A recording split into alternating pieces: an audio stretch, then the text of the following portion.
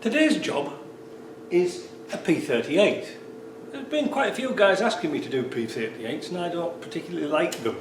But this is the last car we've got in town and the guy's a friend of mine, so I thought we'll have a go. Now this car has a problem, and it's a funny problem because if you look at the top here, I'll put a link in, because in the summertime the fuses kept going for the fuel pump. Couldn't work it out. Tried all sorts of things.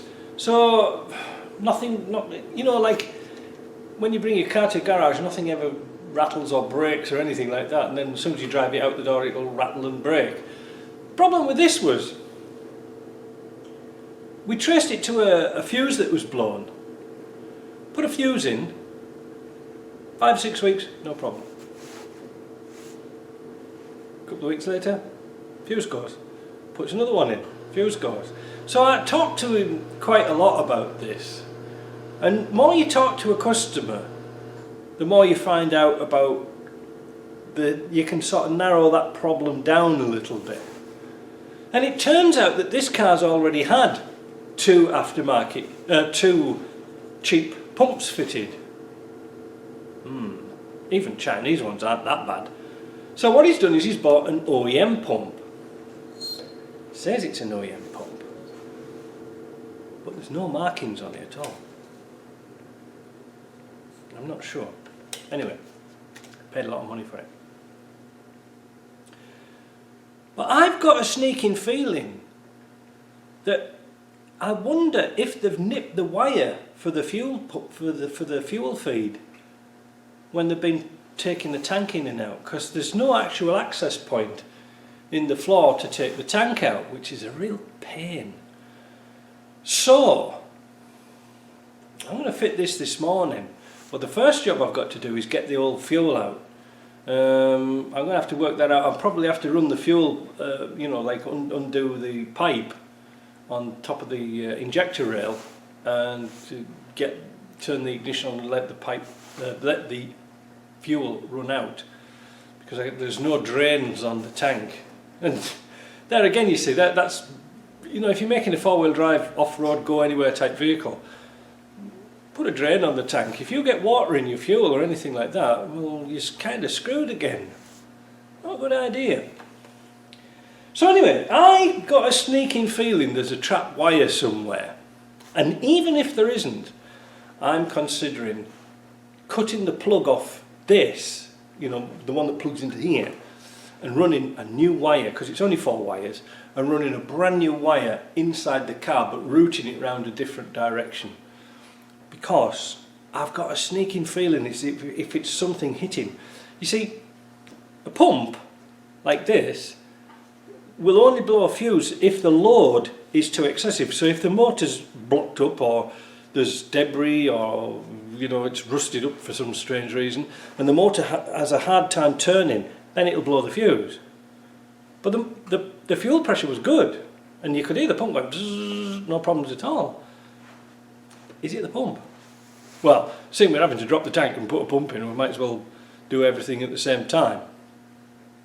One other thing, when you were chatting to a customer, he had the floor welded on this, because P38s in their infinite wisdom had the floor at an angle like the Range Rover Classic. Now the Range Rover Classic was designed to have rubber mats in and vinyl seats so you could wash them out, so all the water went straight through the door. Notice that. On the P38 they kept that same style, so you could open the door, there was no sill, there was no, how do we say, not footwell, what do they call them, yeah, footwell or whatever it is. There was no step, but what they did was they made a little channel just in the top of the sill, and they put all the wiring in there. Wow, what a daft idea that was. All the water sat in that channel, because it's soaked through your carpet, sat in that channel and just slowly rusted away.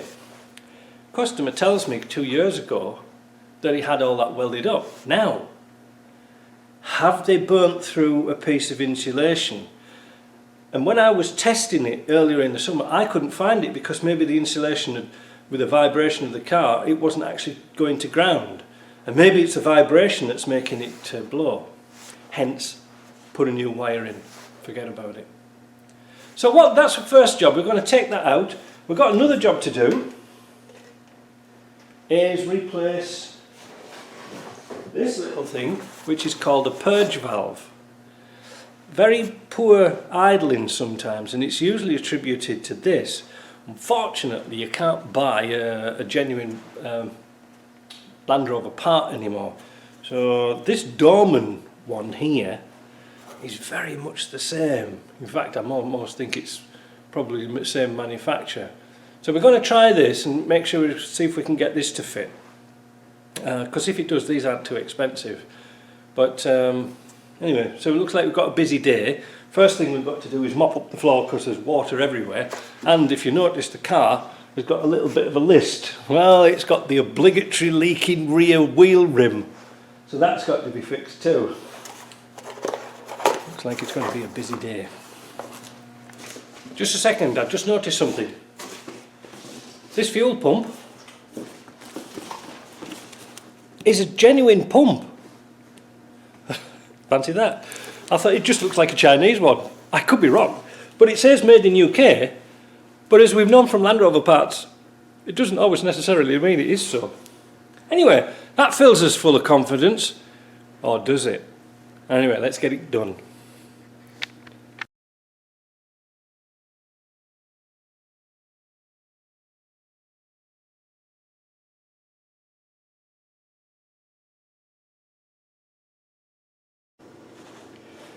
So I got the tank out.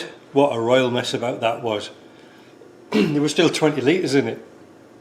So I had it balanced on a plank on the hoist, and it was a bit dodgy, but it was like a controlled fall, so it came out alright without damaging anything.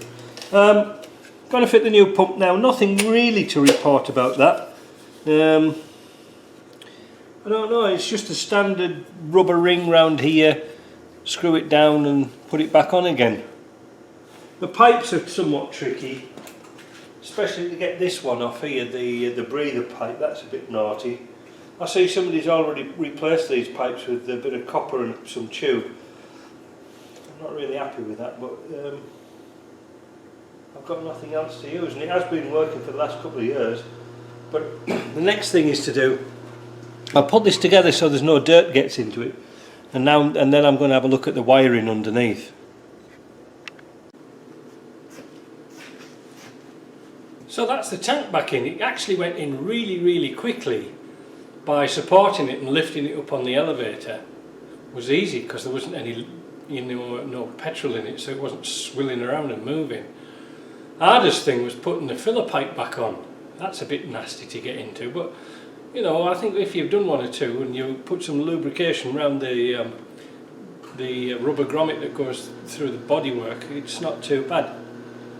Look at this. It was cleaned on this morning. Absolutely filthy underneath. So never mind. Hope it runs. It should do.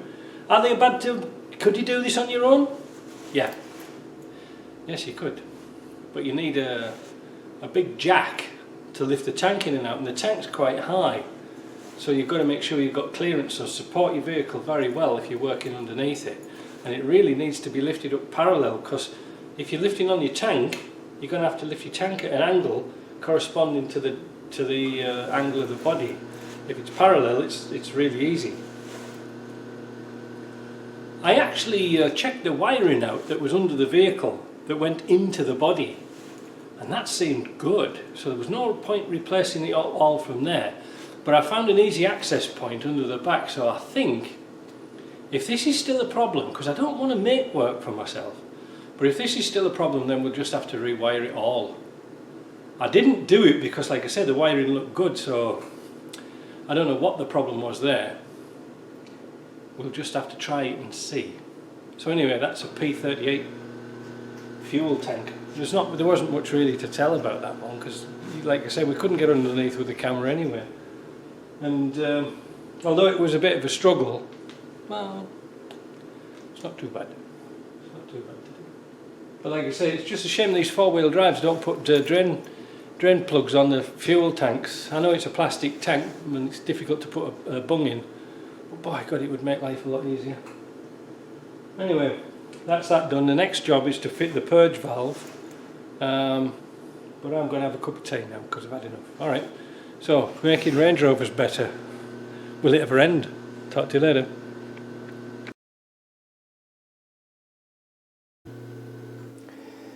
These alloy wheels on Land Rovers are notorious for going flat very slowly. And people think they're punchers, but they're not really. I make quite a strong mixture here of dishwash soap and water, and you can see here by the very fine bubbles coming out there is a very, very slow leak. If it was a fast leak, the bubbles would be going like this. So it's not a puncher. People think they're punctured, but they're not. See, look, there's bubbles there, but that's just due to the soapy water sitting. But here, here, and here, and here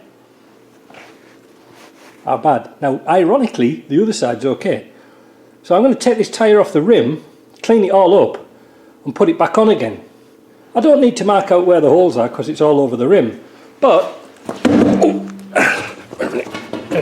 one thing we do, in order to save the balance on the tyre, when taking it off and cleaning it, is we mark on here where the valve was. And that means when we put the tyre back on, it's going to be in exactly the same place and the balance shouldn't be too affected.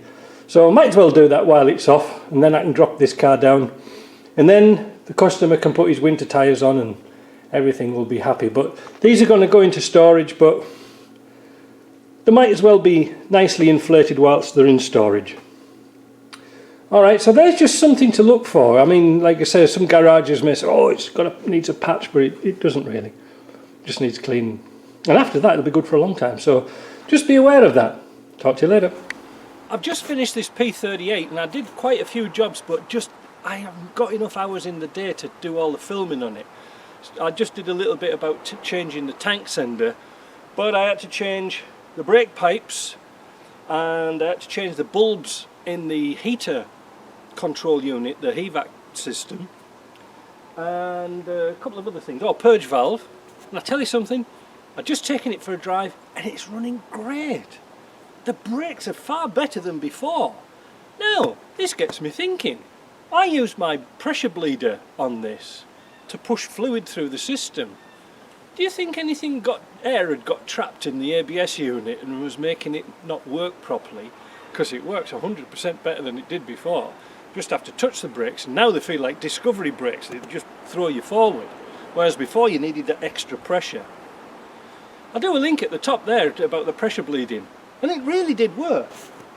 Because the pipes on this had been changed 2 years ago, and they were all rusted out. You'll see in the video. So anyway, the heater's working better. What, for just changing bulbs? Well, you see, sometimes when you do repairs on cars, you can actually repair something you inadvertently didn't want to do. And I think by unplugging the plugs and pushing them back in again, there's been maybe a dirty contact and it wasn't making the stepper motors work correctly. Who knows? But I tell you something, it's working.